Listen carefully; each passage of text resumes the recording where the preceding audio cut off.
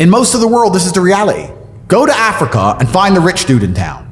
He has wives. Go to the Middle East, find the rich dude. He has wives. Go to Russia and find a billionaire. He has his wife and he has his mistresses. Like, this is just the way the world is. I don't know why everyone's afraid to just say it. In the Western world, we have this fake veil of absolute moral superiority and we're better than everyone else and da-da-da.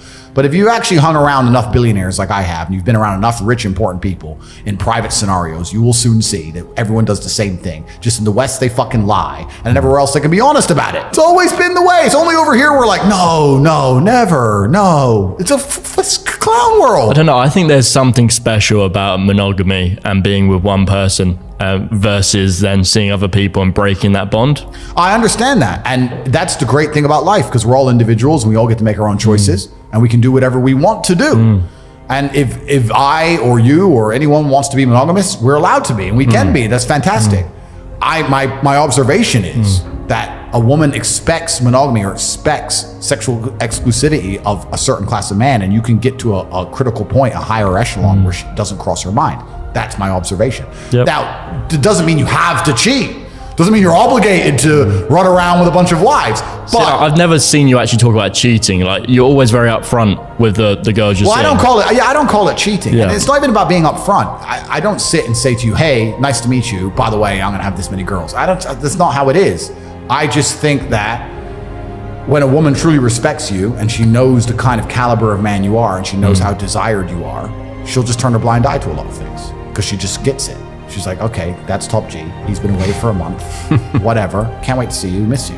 It's not about being brutal and sitting there saying, hey, guess what I did? Like, it's not. I think they kind of know what they're signing up for, though, and that's the important thing. When you buy a Nissan, you know you're getting something reliable. When you buy a Ferrari, you know you're getting something sexy that comes with problems. Everybody understands what they're signing up for, and that's the reality. And females understand extremely well what if they're chasing, and it's their decision, because a female doesn't have to go get a famous dude. She can go get some other dude. If that's her number one concern is sexual exclusivity, she can get a normal dude. But if she's gonna go out there and go, no, I want this guy who is this, she's gonna have to sacrifice something.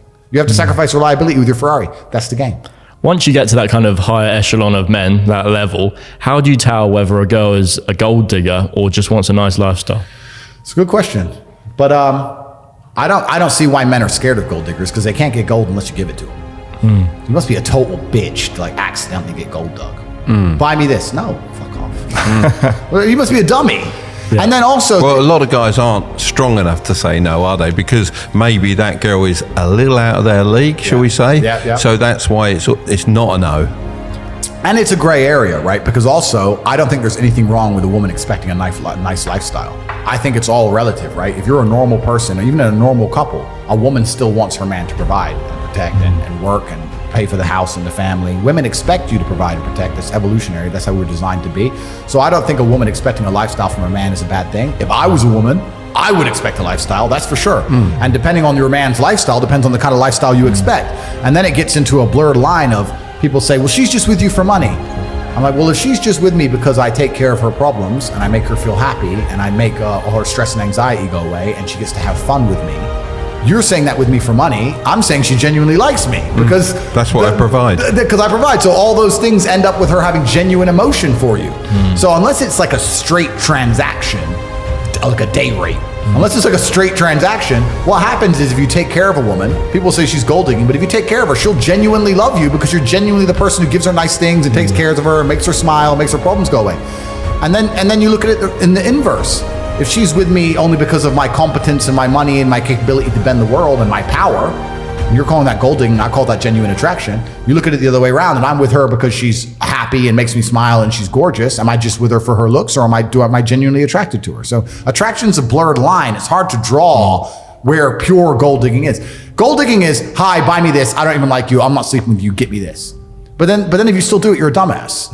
So that's the red flag you would look for to determine the difference between the two? But women aren't stupid. Women are actually, listen up, Shanti. Women are smart. Women have instinct. Women are very instinctual creatures. I believe in women's instinct. In fact, I believe to the point, like 3 of my PAs are female. And I've had them say, I got a bad feeling. Don't race the cars around today. Stay home. I'll stay home. I'll listen to them. So I truly believe in female instinct. Women understand things very well. And There's not a woman alive who's stupid enough to see a man like me and meet a man like me and go, I can get money out of him, and I don't like him. Like, you have to give that vibe off to get gold dug. Like, I'm not a dummy. I saw one of your comments or questions from Piers Morgan about saying to your wife or girlfriend, I don't want you to go out tonight. Yeah. And I was actually quite irate at Piers, really, because I did come down on your side of it, because if you're the guy to protect your wife stroke girlfriend, and you've given her the advice, just don't go out, you're going to get raped or whatever. If I told my girlfriend not to do something, she wouldn't do it. Well, this is the thing. We're living in this world now where they're going to try and pretend that authority and responsibility are not linked. If I have authority over something, or I have responsibility for something, then I need to have authority for it. If I have responsibility for, let me try and choose something that won't upset the fucking shit. I think it's the authority, isn't it? When you say that authority, word, it upsets them. It does. But it's upsets them because it's semantics and they're slave-minded. But let's take something very simple. Let's take a car, right? If I'm responsible for that car, means if I park it somewhere and it's not supposed to be parked, I am punished because I am responsible for that vehicle. Yeah. Then I must have the authority over that vehicle to be able to move it, to be able to sell it, keep it. I must have authority over it. You can't come along to me and say, you're responsible for this, but you can't move it and you can't influence it. You cannot have responsibility of something you do not have authority for. The captain of a ship, the reason he's responsible for the ship and he has to go down with the ship is because he has authority on the ship. Everything that happens on the ship is because of him. If he gives orders and everyone ignores him, then he has no authority, which means he's not responsible for the outcome, which means he doesn't go down with the boat. So trying to de-link responsibility and authority is ridiculous. If I am responsible for a woman's safety, then I must have authority to make decisions regarding her safety because I'm responsible for it. I think the issue comes when you relate it to a car and it's like, that's an object. And then What they else? see the woman being an object. But what else can I relate it to? Yeah, no, that's fair enough. But I think that's where they're getting the whole like, oh, I own that person and it's a sovereign individual. Yeah, But it's her choice to listen, isn't it? That authority is given. So it's a given. The slave mind has a mental breakdown because of the analogy I used, but they completely missed the point. But yeah, the authority is given. If she were to sit and say to me, I don't want to listen to you, you have no authority over me, I'd say that's fine. Then I have no responsibility for your safety. Enjoy your nice long walk in the middle of the night. If something bad happens to you, don't call me because there's nothing to do with me. But if she were to say, no, Andrew, you're keeping me safe, I'll say, okay, then you're not going out. So it's a decision for her to make. It's not a matter of coming along and being a slave master. It's just understanding in the universe, whether it's a relationship, whether it's a car, whether it's anything, there's authority and responsibility and they go hand in hand, and trying to decouple them, which is what they're trying to do in the modern world, and to say that you're responsible for everything, but you have no authority over anything. That's clown world. And that's what they're trying to slap on men now, especially in relationships and everything. You're responsible for everything, but you have no authority over any of it. Well, then how can I be responsible for something I can't influence? It's clown world, and this is part of the psyop. They try and do this with absolutely everything. It's crazy. Well, a lot of people look up to you, obviously, but what is an achievable amount and a normal guy in the street should be looking to achieve, do you think?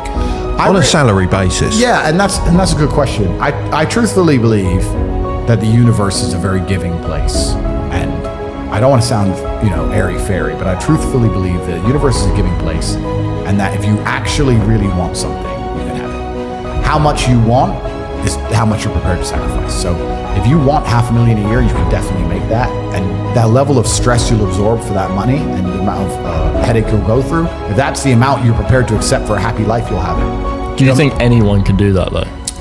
I think that you have to pre-decide, right? So even my level of wealth comes with enormous stress. Governments are after me. Like most people are not mentally prepared for the bullshit I go through. So the number one factor that's going to decide how successful you are as a person is your ability to absorb stress, your stress level. The better you are at dealing with stress, the more problems you can fix, the more money you're going to make. So you have to decide where on that scale, because you could just be homeless and have no stress. You could just, exactly. You could be a brokey and be on the dole and just, I'm broke, but nothing really troubles me.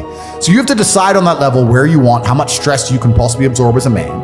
And then if you truly want that level, you're going to get it. I believe any man can make anything they want depending.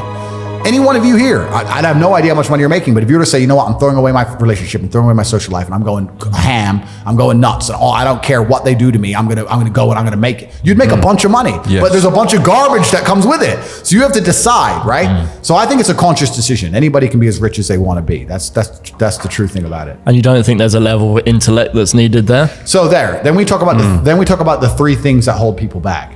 I believe there's only three reasons people are not rich. One of three reasons. They're either stupid, arrogant, or lazy. Stupid is actually the smallest category.